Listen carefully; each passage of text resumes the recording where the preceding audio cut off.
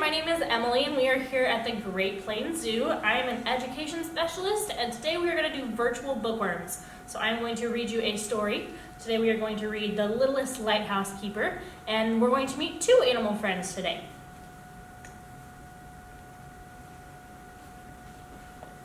Henry loved to be by the sea. He loved the smell and the sound of the ocean. He lived in a lighthouse by the bay and helped the old lighthouse keeper.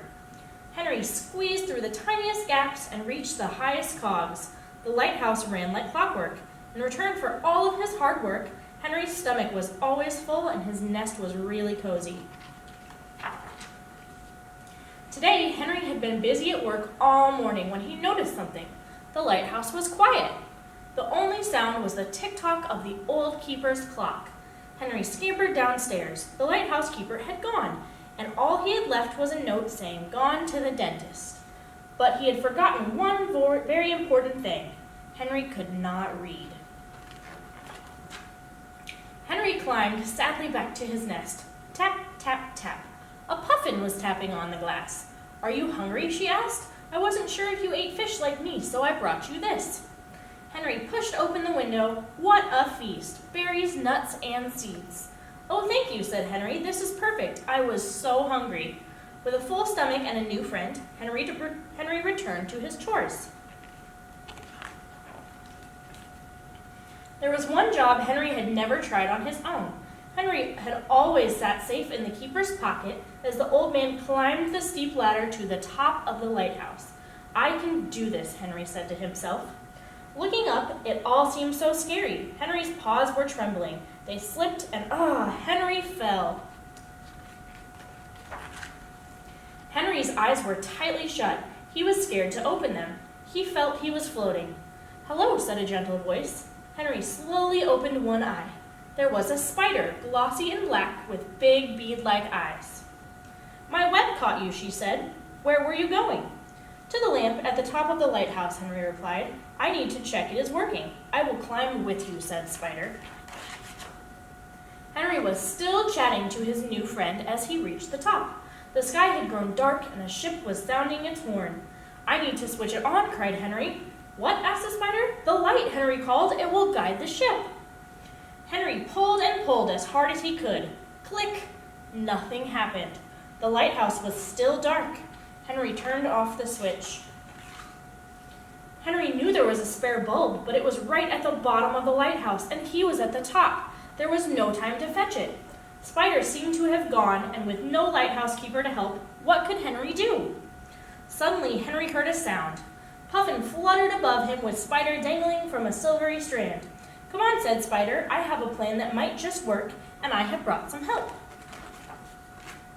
The plan was simple. Henry and Spider climbed onto Puffin's back, and down she flew. Spider span a web, and they put the spare bulb safely in it. Quickly, they hopped back onto Puffin, and off she flew to the top of the lighthouse. Spider and Henry hopped to the floor. Henry took out the old bulb and screwed in the new bulb into place. What had seemed impossible for Henry on his own had been easy for the three friends working together. They smiled. Henry pulled the switch, and a bright beam of light shone out across the bay. "We did it!" cried Henry. The friends cheered as they watched the ship sail safely away from the sharp rocks below. Henry was so tired he did not know he had fallen asleep until his nose twitched with a delicious smell. Sizzling bacon. "Hello, Henry," said a familiar voice. "I'm so sorry to have left you. What a wonderful job you have done," he said. "You may be the littlest lighthouse keeper, but you make a really big difference." He gave Henry a special little lighthouse keeper's cap, and he didn't forget Henry's new friends either. Spider could spin her webs wherever she wanted, and Puffin had fresh fish to eat every day. But best of all, they had each other.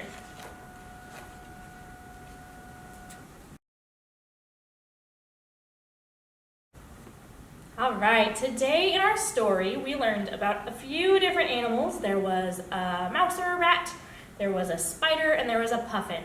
Now, I don't have a puffin to show you, but I do have two other cool little friends from our story. So this is Madeline, and she is a domestic rat. Now, a lot of people think that rats are creepy, but I'm going to tell you why they are pretty awesome instead. So domestic means that her type of rat is only meant to be someone's pet.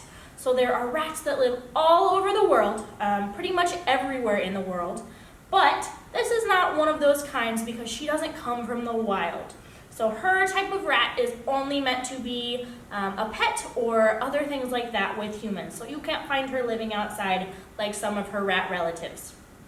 So rats are super intelligent little animals, just like the little rat in the book who was super smart and could fix the lighthouse. Rats can do all kinds of things. You can teach them to go get Kleenexes for you. You can teach them how to do little obstacle courses. You can teach them how to drive little remote control cars even. They can do all different kinds of things. So rats are super smart, and they can also be used for lots of other different things. There are some places in the world where they train rats to sniff out diseases, just like a dog could do. They can also train rats to sniff out bombs, which saves a lot of people in Africa. So rats can be pretty awesome. Now they are omnivores, which means that they eat a mixture of a little bit of everything. Maddie here, one of her favorite things to eat are bananas. She absolutely loves bananas. She also really likes Cheerios. So rats, shockingly enough, make pretty good pets.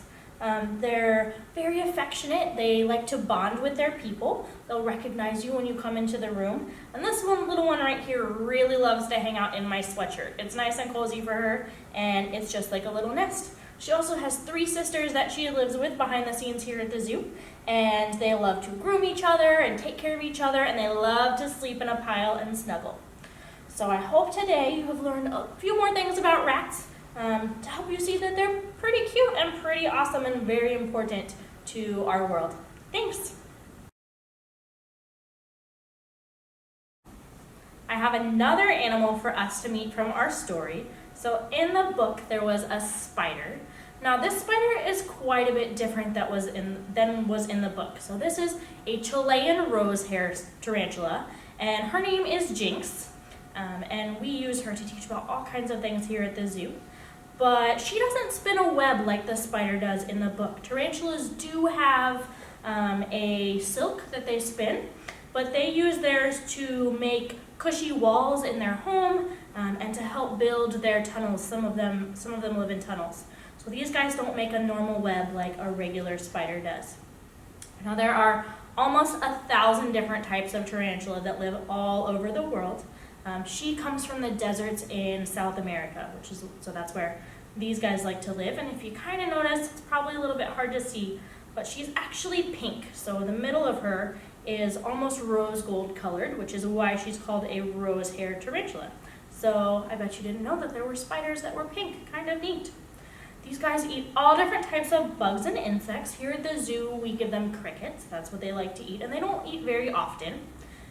But there are larger types of tarantula that can even eat birds and lizards and snakes and all kinds of things like that. So tarantulas can be little or they can be really, really big. So a lot of people think that tarantulas have a venom, which they do. So a venom is a type of toxin where when they bite you, it could make you sick. But most tarantulas, their venom isn't very strong, so it's about the same as a bee sting for a person. There are a few types of tarantula that can make a human very sick, but most of them not so much. So they're really not quite as scary as people think. She has all these little cool hairs on her body, and those hairs help her stick to lots of things, even really slick surfaces like glass or leaves. And her feet actually feel like little Q-tips, which is kind of cool. All right, I hope you guys have a great day. Thanks for tuning into Bookworms.